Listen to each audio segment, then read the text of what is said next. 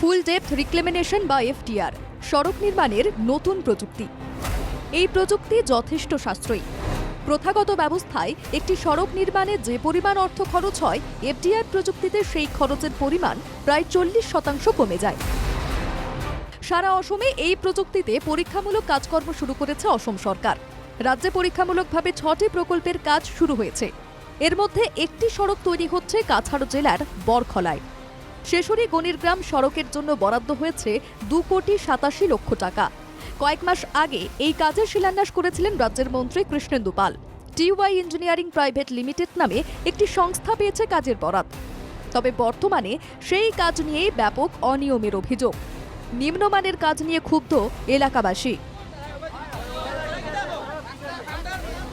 তখন ইঞ্জিনিয়ারে কইছে যে পার স্কোয়ার মিটারও সিমেন্ট ফরতে লাগবো 24 কেজি 318 গ্রাম, আর কেমিক্যাল ফরতে লাগবো পার স্কোয়ার মিটারও 300 গ্রাম।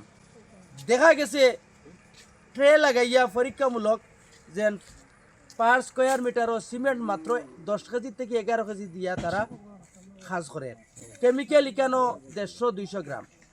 হ্যাঁ, পুরা রোডর 375 মিটারও যে জায়গা 3 কেজি কেমিক্যাল পড়তো ও জায়গা 600 গ্রাম কেমিক্যাল দিয়া তারা তোমার সম্পূর্ণ রাস্তার কাজ করিয়া যায়। শুনলেন তো, এভাবেই চলছে একটি নতুন প্রযুক্তির পরীক্ষামূলক কাজ। বিভাগীয় আধিকারিকরা ব্যস্ত নির্বাচন নিয়ে, অন্যদিকে ঠিকাদার সংস্থা ইচ্ছে মতো কাজ করে যাচ্ছে। শনিবার বাধ্য হয়ে নির্মাণ কাজ বন্ধ করে দেন এলাকাবাসী। মোটামুটি একটা ভালো হয়েছে, ততদিন করে কাজ ইটেন কিতা হয়েছে গাছ গাড়া হয়ে গেছে। তারা জেসিবি এবং জেসিবির বকেটও ওটা মেটেরিয়ালস আনিয়া তারা এখন রিপেয়ারিং করে। এক সপ্তাহ পরে বিভাগীয় কর্তৃপক্ষ আইবা চেকিং থেকে বাসার লাগি তারা কিতা করে ও রিপেয়ারিং এর লাগি আইছে। আজকে রিপেয়ারিং এর গাড়ি আমরা আটকাইছি। যে প্রযুক্তি কাজ চলে এটা পরীক্ষামূলক আসাম গভর্নমেন্টে 6টা স্কিম লইছে, এটার মাঝে আমরা এটা একটা। যদি তারা এহেন 30% র মেটেরিয়ালস দিয়া 70% কিতা করছে না দিয়া 30% 40% র মেটেরিয়ালস দিয়া যদি তারা পরীক্ষামূলক এই কাজ করে, তখন এটা তো কোনোদিনও সাকসেস হইতো না। বরখলার এই সড়ক দীর্ঘ বছর বেহাল ছিল।